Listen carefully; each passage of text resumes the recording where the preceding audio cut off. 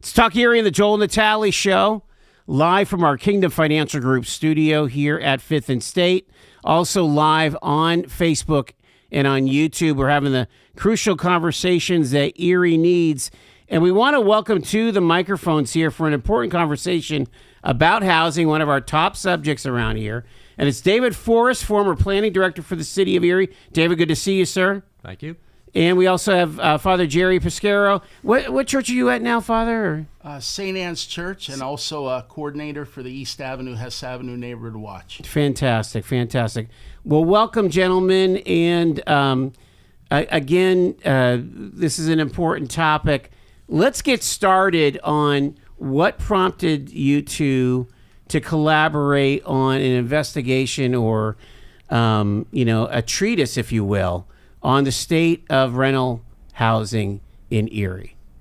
Well, I think I'll jump in there first, and that is that before I left the city, I attended Father Jerry's neighborhood watch meetings, and that relationship just continued. And one of the things I heard from Father Jerry and the residents there was they didn't think they were getting any action on the condition of rental properties and other properties in their neighborhood. So I just stayed engaged and eventually decided to ask Father Jerry if it'd be okay if we worked together to just take a closer look at why things are as bad as they are. All right, let me make sure people understand in clarity, for clarity's sake. When you were in charge of planning as a city planner, code enforcement was not under your purview. Is that correct? Actually, it was. Okay. Yeah. Okay. So help me understand, should you have been complaining to yourself on that one? Well, I did complaining for about 6 months, and then no sense complaining anymore. If you're not going to change things, might as well just get out. Okay. That's an interesting development. All right, go on with the story. I apologize. Yeah, I just want to make sure people understand because the solution basically lies in the city's enforcement, and now we're hearing a lot of rumblings going on. But go ahead. And it's not just me saying this from within City Hall. Sure. There are other folks as well. But that's really how this study started. And I don't know if Father Jerry wants to add anything to that or not. Well, we've had a problem with housing in the city of Erie for quite some time. The problems began when the city of Erie took single-family dwelling places and allowed them to be turned into rental units. Rental units caused transitional population in the city of Erie to a point now where 48% of the housing in the city of Erie is rental housing. This has led to things, for example, like an increase in the crime rate. It's increased in the unsanitary conditions of inner city areas. It's also led to, as well, dilapidated housing in the units, some of which is not problematic or the problem of landlords, but some of which is as well. Mm-hmm. So it's created a whole host of problems when you go from home ownership, where the majority of people own homes, to people who now rent, and pretty much half the population. Well, isn't that an indication of just flight to the suburbs, though? I mean, when you think about, and we've been talking about this, that, for the extent of my lifetime, and I'm turning 63 this year, for the extent of my lifetime, the city has been in decline and in declining population. We peaked in 1960 as far as the city limits is concerned. And so you basically had, quote, an overbuilt environment that had not been seeing any kind, had seen a lot of deferred maintenance or no maintenance whatsoever.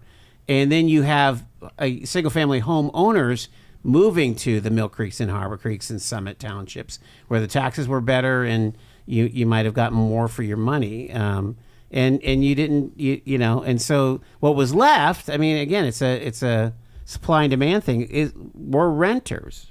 Exactly. You had landlords come in, they saw a monetary opportunity to take a single dwelling place and turn it into multiple apartments. There are single-family homes that have 3 apartments now in them instead of just one family. And, of course, there's a lot of good landlords, but there's also a significant number of landlords that don't pay attention to their properties and they don't keep up with them.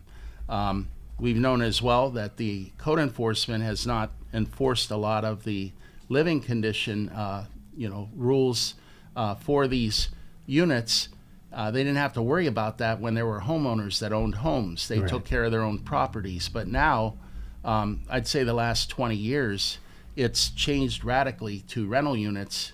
Half the population has rental units now, and we don't have the code enforcement that we need up to speed to ensure that all these places are taken care of. Just to give you an example, you have to have your car inspected every year. You get a sticker in the windshield that says your car has been inspected. It's legal in the state of Pennsylvania, and therefore you can drive your vehicle for another year, but then you have to have it inspected again. In the city of Erie, there's a rental inspection going on, but they collect the money, but they don't necessarily inspect all the units. Okay. My understanding is that they do inspect them every other year, right? Well, every 2 years. Right, every 2 years. They're supposed to be, generally speaking, every 2 years. But what we found is in Father Jerry's neighborhood, a lot of those properties hadn't been inspected till 2020, or some not since 2006. Since 2006. So 2020, and some not until 2024. And then there was a group that hadn't been inspected at all. And this is all according to the city's own records. Joe, if you drove around in our neighborhood, you would... And give me a little of the scope of St. Anne's neighborhood over there. Yeah. Okay. The East Avenue, Hess Avenue Neighborhood Watch, of which I'm coordinator, is 46 blocks. They go from the east side of the East Bayfront Parkway to Gilson Avenue, and from East Lake Road and East 6th Street to south of East 12th Street. Wow. That covers 46 blocks, the majority of which is residential neighborhood. There are probably about 10 or 12 of those blocks that are industrial or commercial for the most part. And so what are some of the main north-south streets that people would recognize? Are we talking Wayne and Polk Street, Wayne Street, East Lake Road, East 6th Street, East 7th, 8th, 9th, 10th. I mean, Wallace? 11th, 12th. No, we're... okay, that's too close. Yeah, okay. We're from East Avenue. And then Perry that Street. way. Yeah, Perry Street, Hess Avenue, Pennsylvania Avenue. There would be Payne Avenue. So certainly not every one of those neighborhoods would be considered, kind of the super concerning neighbor. I mean, you have some stable neighborhoods in that well, I would greater watch. I would say probably about 50% of the housing, 50 to 60% of the housing is legitimate housing. It's sanitary. It's well kept up, whether it's owned by landlords or homeowners. But the majority, I'd say a good 40% of the properties are in bad shape. Wow. So I would agree with you that Father Jerry's neighborhood is not the worst. Right. You can go west of there and it gets much worse. But exactly. But yeah. If you've only got a certain amount of code enforcement resources, and if you go and take a look at the comprehensive plan, the city's comprehensive plan, it says use those resources in the transitional neighborhoods where you can staunch the bleeding and turn those neighborhoods around. But when you think about it, David, Charles Buki was speaking of places like West 26th Street and South, like the 5th and 6th Ward. He wasn't even talking about the lower wards. He was trying to stabilize, Mercyhurst and the areas around Sacred Heart. You think about those upper ward areas. I mean, not that he gave up on the lower wards, but he wasn't. He was trying to make sure that blight didn't totally infiltrate like the Mercyhurst or the Academy neighborhood or Marvintown and all that stuff. I may take a little bit different. Okay, sure. Different opinion on that. I mean, okay. I certainly think that the neighborhoods that are stable, that have some creep of blight, need some enforcement activity. But I think in transitional neighborhoods, Father Jerry's neighborhood, West Bayfront, I mean, there's a difference that could be made in those neighborhoods. There's no doubt. If we devote the resources to them and enforce the property maintenance code and the rental inspection program. And that's what our study seems to indicate, is that the enforcement just has not been there. I'm trying to understand And again, maybe you, with your background at City Hall, you can help me understand how the rental inspection system worked, that it would be able to miss a certain percentage of rentals over a 2-year period. Because, I mean, they're out there, they're collecting the fees. How would they not get to every rental property? That's a good question. I don't really have a good answer for you. Okay. I mean, I can speculate, but presumably, if you're a code enforcement officer and you're assigned to a territory, we're talking two different things, though. We're talking about the rental inspection that is contracted out to BIU, right? And then we're also talking about code enforcement, quality of life ticketing, and all that. But code enforcement and the rental inspections work in tandem. Okay. So they're mutually supporting. So if you're a code enforcement officer, part of your job is to be aware of your surroundings and be aware of the status of the properties. One of those should be, you're going down the street, you see a property that's got 2 electric meters on it. Aha, that's going to be a rental property, and I don't think that's on our list. Let me go back to City Hall and let's find out. Mm-hmm. And that's how you catch the properties that are illegal rentals, and that's how you get them on the list and get them registered, licensed, and inspected. That doesn't appear to be happening as often as it should be. I've never actually even heard the term of illegal rentals, so that tells me how clueless I am. I guess. An illegal rental is you don't have a license to operate. Yeah, you didn't register your rental property with the inspection program. And you didn't register, you didn't get licensed, you didn't get inspected, you didn't pass the inspection. We're going to take our first break here. It's a very important conversation about the rental properties. If you have a question, you can ask our guests, 814-679-1080, or text that, 814-679-1080. This is Talk Erie and the Joel Natale Show.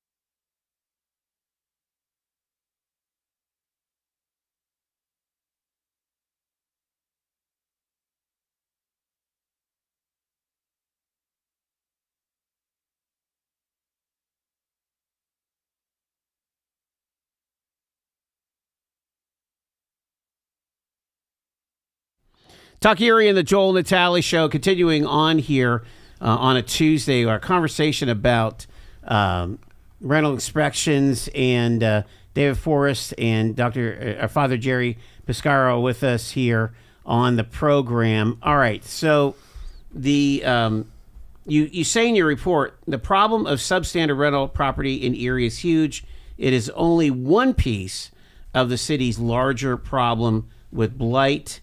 A citywide examination of how we got to this point is needed. No city government leader is calling for this effort. So your team, the Neighborhood Watch team at the East Avenue, Hess Avenue Neighborhood Watch, along with Dave Forrest here, just looked into this particular section of the city. All right, and so what you took a deep dive. What were some of the key findings that you found with this? Well, I guess one of the key findings we found was that the city's spent $4.3 million on rental inspections, and it doesn't look like it's made a difference. Mm-hmm. I mean and I don't think anyone's ever really grappled with that number before. I would also say that we were, kind of shocked to learn that a lot of properties hadn't been inspected at all, or not on the city's radar the way they should be. So when you say that, are they unlicensed? Well, what the city has said is that they've never been inspected, and to me, and there's no reasoning for that. Well, you can't. No, there's no. Well, let's put it this way: we gather our information through right to know requests, and this was not necessarily a collaborative, collegial relationship. This was more of a kind of an adversarial relationship where we're demanding information, they're providing the information, but they're not necessarily going to provide context for anything. So we've tried to draw the conclusions that we can just from the data that they provided. Can I ask you, gentlemen, the timing of this? When were your right to know requests made? Oh, we made right to know requests at the beginning just last spring, I think. But so a year ago. Well, no, you know what? I'm going to go back further. I mean, the first right to know request was probably more than a year ago, and it was really just asking for a list of every rental property in the city of Erie. Just a list. That's where we started from, yeah. So we got a list. It originally was 1,600 pages long. Got it down to 800 pages, not in a spreadsheet format.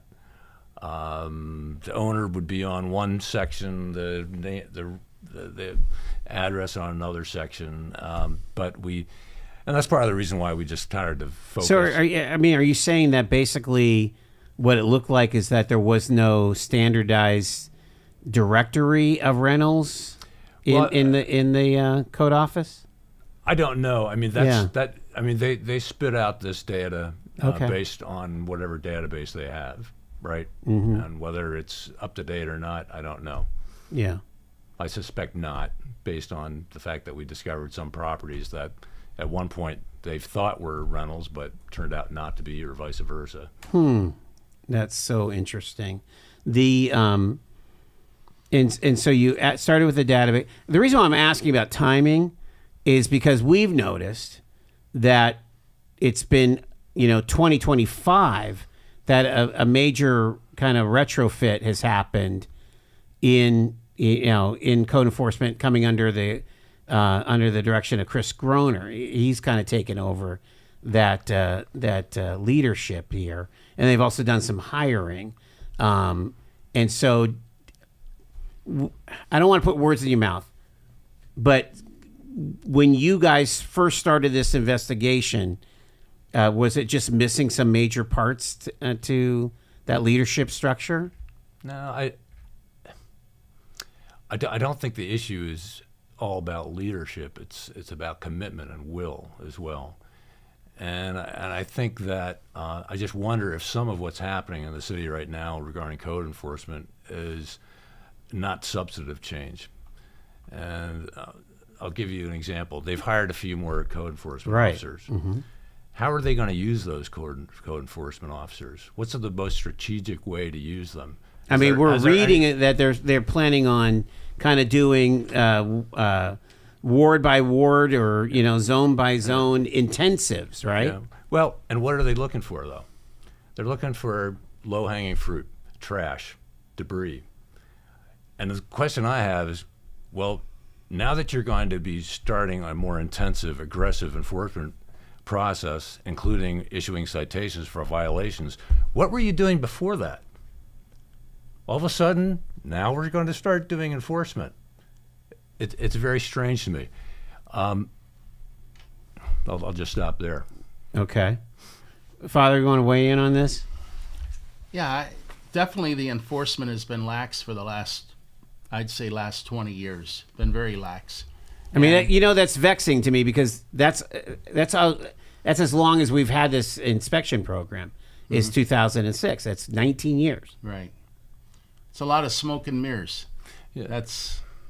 I'm sorry to interrupt, but something I wanted to say was, it's relatively easy to go after the trash and debris. Mm-hmm. Going after the condition of the structures themselves is much more difficult and will be much more expensive to the landlords or other property owners.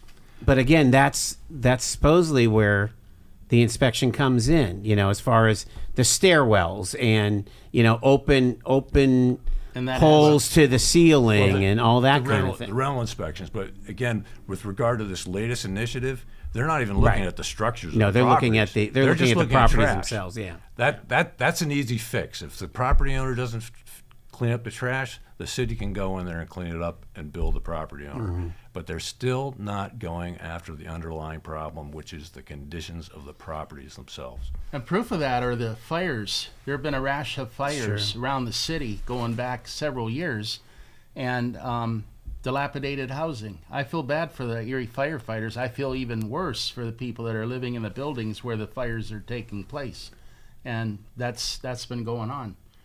You hear about it all the time. There were just terrible fires on 10th Street over by Parade Street section, and those houses were totally consumed. And there were actually people living in those houses. Yeah, I want to draw your attention to something we found. So we asked for the record of citations in the two district judges' courts in Father Jerry's neighborhood, and there were only 16 over the course of a 2-year period. They only had 16 citations for property maintenance issues. Only 16 out of 200, more than 200. Mm-hmm. Yeah. 74 citations were issued to landlords for not having paid their bill, their rental registration bill. So you tell me, what is more important to the city? Property maintenance or getting their fees from the landlords? It's pretty clear just by the numbers. We're going to take our bottom of the hour break. We're talking about the rentals and the condition of all of this here with David Forrest, Father Jerry Piscaro. Stay with us. It's Talk Erie.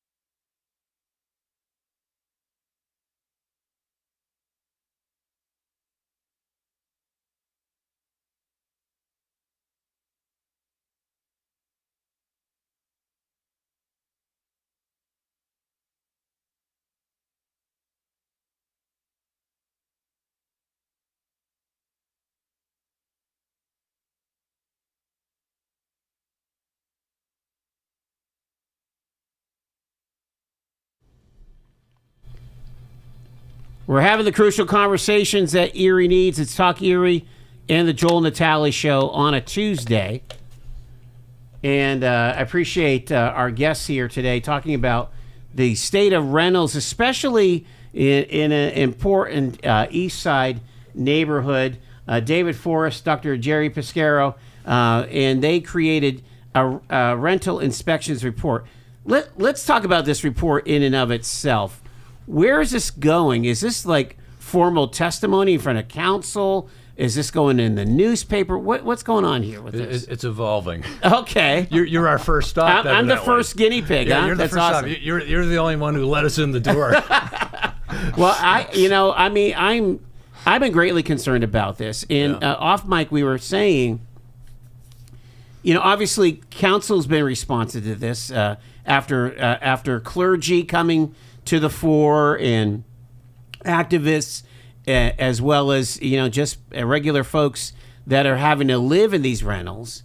They created this Tenants' Bill of Rights, and I watched a lot of that testimony in Citizens to be Heard, and also as they were deliberating over this on YouTube. And my question is that it seems like the landlords, especially the one, if you are a good landlord, just call it that. You're going to be involved in the apartment association. You're going to abide by your inspections and so on. But they were still concerned that there would be elements of this Tenant Bill of Rights that would violate landlords' rights. And so I don't know how it all shook out, but you were involved with some of that, Father Jerry. Did that Bill of Rights come out to your liking? Is it favorable for you? Well, I think it was one of the biggest things City Council did for tenants. Yes, I think it was a major plus. There are a lot of things that were involved in that Tenant Bills of Rights that will protect those who live in the housing units. Enforcement's going to be a big thing, and how they're going to enforce that, whether it gets enforced or not, whether it ends up in front of district judges. And I know a lot of district judges are getting tired of a lot of these tenant-landlord disputes, et cetera, which are being generated because of the poor quality of housing. It's overloading the district judge offices. But I believe the content of the Tenant Bill of Rights is favorable to the tenants. There may be some landlords that are not happy with it. There are those that say it didn't go far enough. And that's always a question. Landlords that are saying, hey, I want to be on an equal playing field. Mm-hmm. They might be charging the same amount as the slumlord, right? Yet they're doing all the work, and these guys are getting the same amount of money for a piece of junk. Yeah. I hate to be brutal like that, but that's kind of what this is the situation you're dealing with here, David, isn't it? It's making sure that everybody meets the standard. Yeah. And that's one of my concerns about the Tenant Bill of Rights is it going to just sit on a shelf in City Hall and gather dust, or is there going to be teeth behind it? Kind of symbolism over substance? Yeah. Are we going to start enforcing things? What is the city doing to actually operationalize the Tenant Bill of Rights? So far, what they've said is we're going to go after trash and debris on the front lawn. Well, that's not really operationalizing and enforcing the Tenant Bill of Rights. It's really very simple.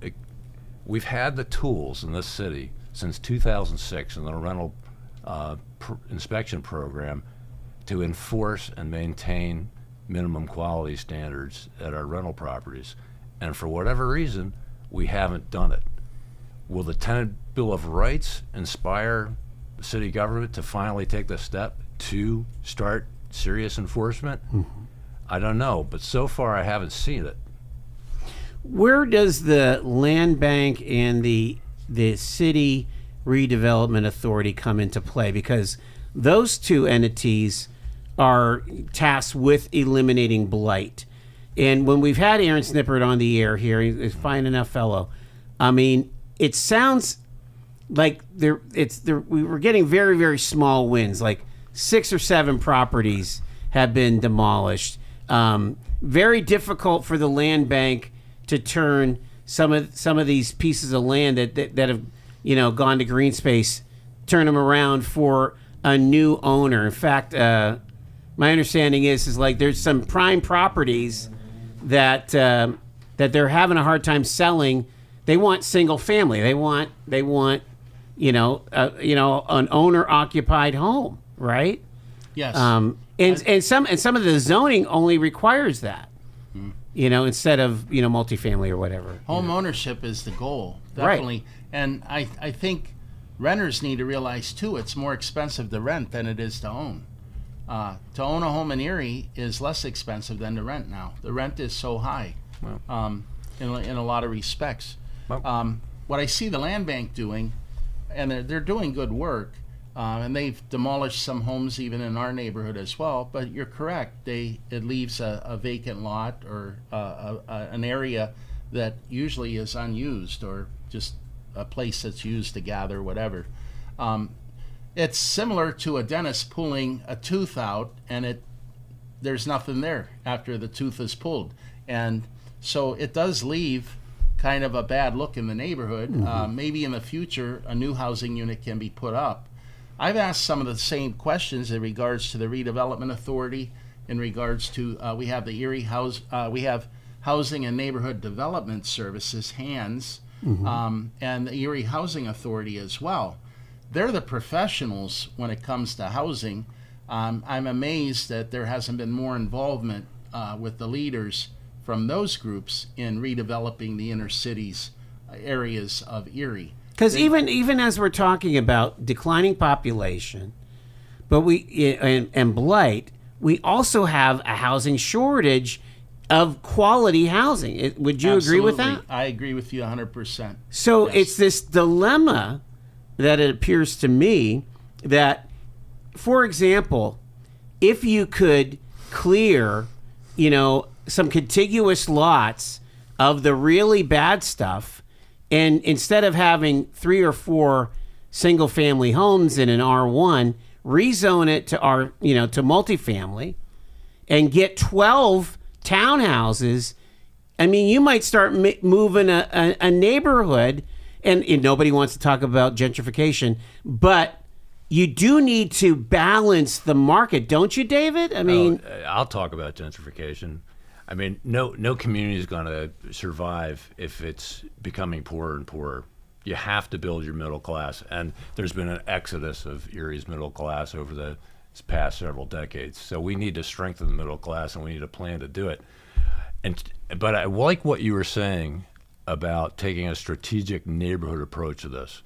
And that's something that the city could be doing. We could be doing redevelopment area plans in different neighborhoods and targeting different properties for acquisition or rehab on a much bigger scale than we're doing.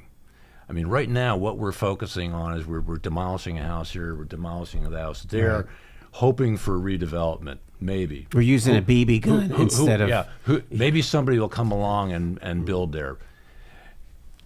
But the city has to set the tone and develop the climate to make redevelopment possible and to give encouragement to private money to come in. If the city is not going to enforce the property maintenance code and lift up the quality of housing, why would anybody with private money come into this community and invest their money if they can't get their money back on their investment? No, they won't. They won't. And if you look at the money where it's being invested, Joe, the focus is all on downtown, and it's on the bayfront. And that's not where the people live. People live in the neighborhoods. They're here 365 days a year. The tourists come and go. And I mean, we're talking about millions of dollars being invested downtown and the bayfront, even in the tens of millions, and I believe even up to over $100 million. But those are people that come and go. They come here for the summer. They come here for the good weather, Memorial Day to Labor Day. That's not going to sustain the city. We need people that live here and work here and go to school here and people that contribute and pay property taxes, et cetera, et cetera. That's what's going to lift the city up. And again, getting back to the dental image, it's like the city's focusing on the two front teeth, but they're ignoring the rest of everything else. You can't let the molars go south on you. Yeah, that's rotting around it, and it's a shame. It really is, because I'll never forget a trip to Atlantic City. You got the beautiful boardwalk. Take one step over, one block away, and it's the combat zone. It's and the housing, dilapidated housing, the way people were living, unbelievable. And the casinos were there supposed to lift that whole community up, and it never happened. Yeah. I don't want to beat a dead horse. I did want to say something about Aaron Snippert's efforts, and I think Aaron's doing a great job. But really what Aaron's doing is cleaning up the mess. He's got hundreds of blighted properties that he's going to have to tear down. In 2017, there was again, the Buki plan said there's 6,000 marginal or blighted properties, according to Erie Refocus. And then only he's got hundreds of that on a list that is going through some part of the blighting process and acquisition process. But I mean, in the larger sense, what Aaron's doing is he's cleaning up the failure of the city that has allowed those properties to become blighted in the first place. Because for the past 20 years or more, we haven't been enforcing the property maintenance code and haven't been incentivizing people to reinvest in their properties, they've become blighted, they become abandoned, and then they're Aaron's problem. And guess who has to pay for acquisition, demolition? It's the taxpayer. So the original owners, they just walk away, right? They just walk away. But it's the taxpayers who are left holding the bag on that. And the problem for Aaron is going to be, what happens when the American Rescue Plan money goes away and there isn't any more of that left?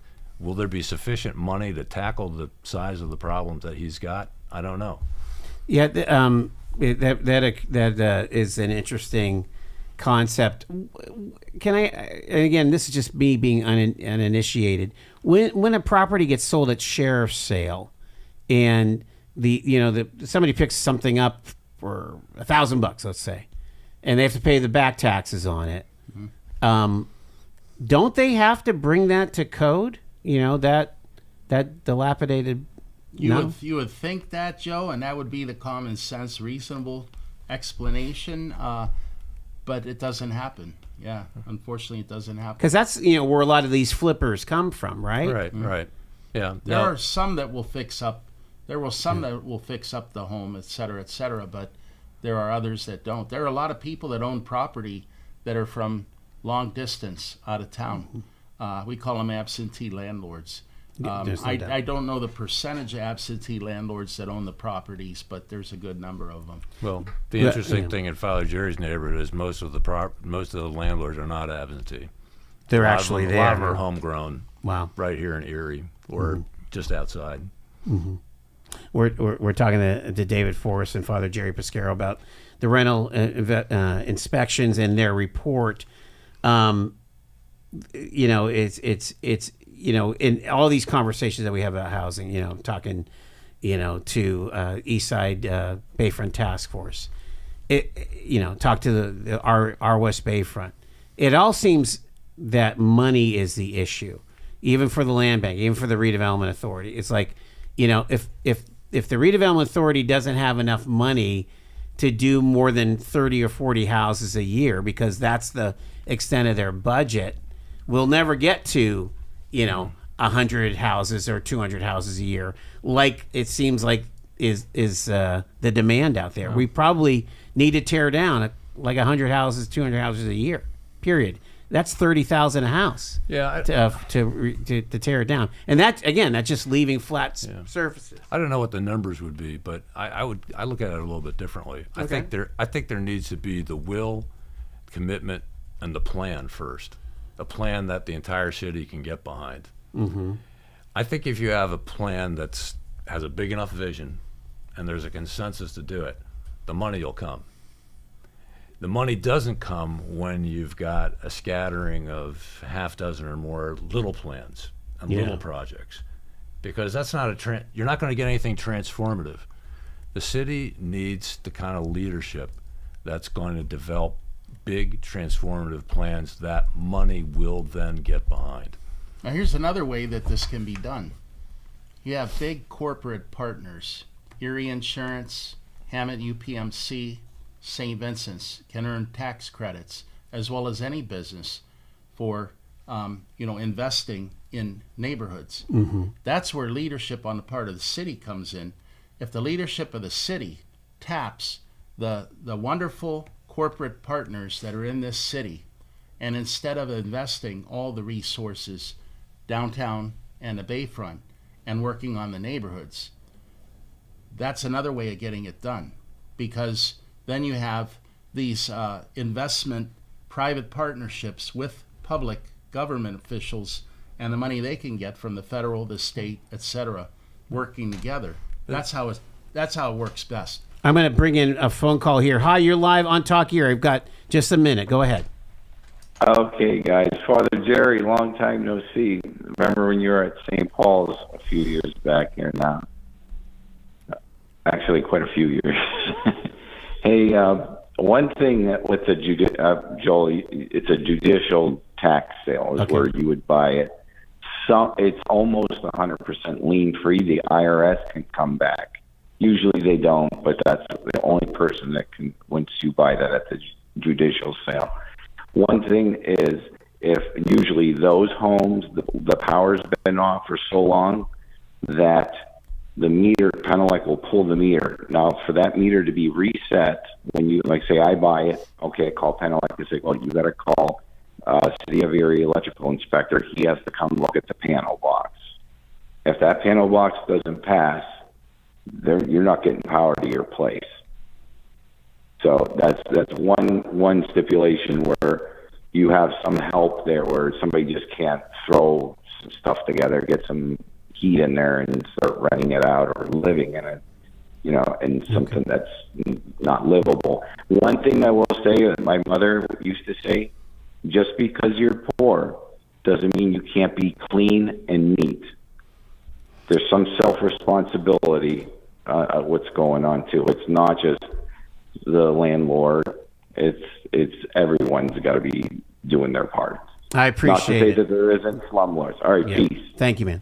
And it's true, and that's what we hear from the landlords. It's like, some of them are running to the exits and getting out of this business because tenants can tend to be tough. Yeah, and I agree with you, and we're kind of painting this with a broad brush. There are good landlords, there are bad landlords, and a big part of the problem with blight is not just landlords, but it's also owner-occupied. In fact, I would even say that some of the worst properties I've seen in Father Jerry's neighborhood are not rental properties; they're owner-occupied properties. But just to push back a little bit here, if you are 75 on a really, really low end Social Security monthly, where are you going to come up with $12,000 for a new roof? I mean, there's got to be places where you can get help with that. Well, it's a huge problem, right? I mean, people are aging in place, and they run out of resources to fix their properties. But we can't kind of bury our heads in the sand and ignore it. But are there answers? I mean, I'm sure you guys have investigated. Habitat for Humanity builds new homes. Right. Couldn't we do, if Habitat Humanity can build new homes and find the money to build new homes, can we find the money to invest in the housing that already exists? Yeah, and I get back to what I said originally. Develop the plan. Develop the plan, sell the plan, get the plan funded. And where should that come out of? Planning and code enforcement now? No, it should be. Should that be out of private, public, the community foundation? It should start with the city. Okay. Because the mayor is the chief elected official of the city, and he has to have his own vision, and along with council, of what are the most important things to do in the city, irrespective of what the other stakeholders like Erie Insurance or Gannon want to do, and they're all very important partners. But what does the city need to do? Develop that plan, get your partners, and put the funding in place. It's not impossible. but you got to start somewhere. Right. I got to ask you the question before you guys go. Should this be an issue in this Democratic primary for mayor? Should this be a huge top 3 issue? Top 3, definitely. What do you think, Father? I would agree. Yeah, I think. Should voters be asking the door knockers of Joe and Daria and the I think it's Gwendolyn? Absolutely. Without quality housing, we're not going to have a population in a city for the future. That's the problem. Is people are going to leave. There's already moving vans, 10 or 12 moving vans in our neighborhood every month that come and they take stuff and they leave and they go somewhere else. So it's a major issue. Absolutely. Housing, schools, education, and work, jobs. Those are the 3 big things on people's minds in neighborhoods. We'll leave it there. David Forrest, Father Jerry Piscaro. Where can people get a hold of this report? Will you be printing it on Facebook? Will you be having it available at your meetings, at your neighborhood meetings? I don't think we've quite figured it out. We're trying to get it published, and then we're going to go. Well, let us there. know. Let us know. Send me an email. All right. I appreciate it very, very much. Appreciate you, gentlemen. It is 4:56. Talk Erie and the Joel Natale Show on this Tuesday.